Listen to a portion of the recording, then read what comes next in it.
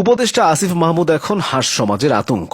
মানুষের বাচ্চারা না ঘুমালে মায়েরা রাক্ষস খোকসের গল্প বলে। এবার থেকে হাঁসের বাচ্চারা না ঘুমালে মা হাঁসেরা আসিফ মাহমুদের গল্প বলবে। না ঘুমালে কিন্তু আসিফ মাহমুদ খেতে আসবে। ব্রাজিলের জন্য যেমন 7 আপের ফ্রি প্রমোশন হয়, আসিফ মাহমুদের জন্য তেমন নীলা মার্কেটের প্রমোশন হচ্ছে। যে হাঁসের টানে ভোর রাতে মন্ত্রী পর্যায়ের ব্যক্তি ছুটে আসে, সে হাঁস খেতে আমজনতার স্রোত লেগে যাবে। তবে নীলা মার্কেট নয়, হাঁসের জন্য সেরা জায়গা মিরপুর। এখানে লিটন শান্তদের কল্যাণে প্রচুর হাঁস আছে।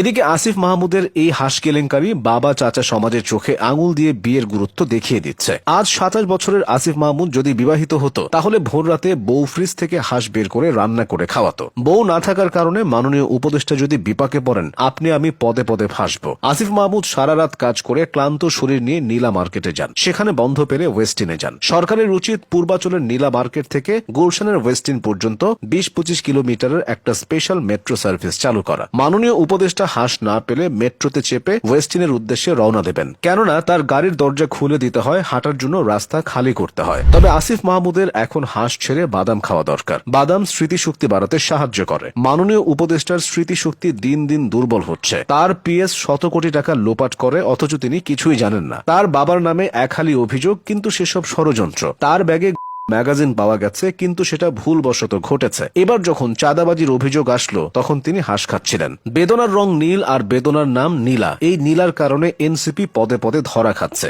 এক নীলা তুষার সরোয়ারের ইজ্জত নিয়ে ড্রিবলিং করছে, আরেক নীলা মাননীয় উপদেষ্টাকে কমেডিয়ান বানিয়ে ছেড়েছে। তবে হাঁস কাণ্ডে যদি আসিফ মাহমুদের জায়গায় তুষার সরোয়ার থাকতো, পুরো ঘটনা অন্যদিকে মোড় নিত।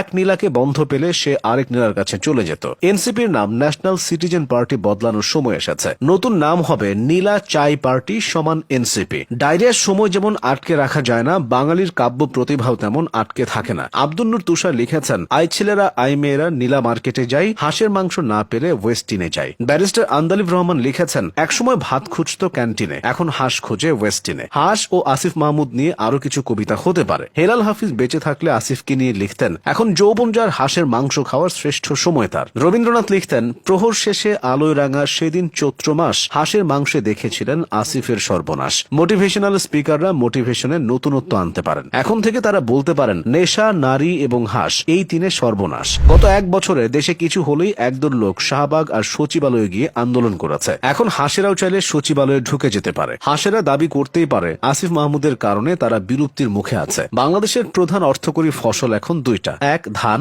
2 ইস্যু। এখানে একটা ইস্যু আরেকটা ইস্যুকে ঢেকে দেয়। ঠিক যেভাবে আসিফের হাঁস খাওয়ার ইস্যুটা সাদা পাথর খাওয়ার ইস্যুকে ঢেকে দিল। আসিফ মাহমুদের বেতন লাখ টাকার বেশি, সে নীলা মার্কেট থেকে ওয়েস্টিনে যেতেই পারে। কিন্তু দেশ নেতার বেতন কত কেউ জানে না, অথচ তিনি 1.5 দশক লন্ডনে আছেন। হাঁসের টপিক ছাড়ুন, খিচুড়ি নিয়ে চিন্তা করুন। 15 আগস্ট উপলক্ষে আগে দেশ জুড়ে খিচুড়ি ভোজ হতো, এবার তা হবে না। বাঙালি এমন এক জাতি যারা নিজেদের আহার নিজেরাই দূরে ঠেলেছে। তাই 15 আগস্ট যার যার, খিচুড়ি হোক সবার।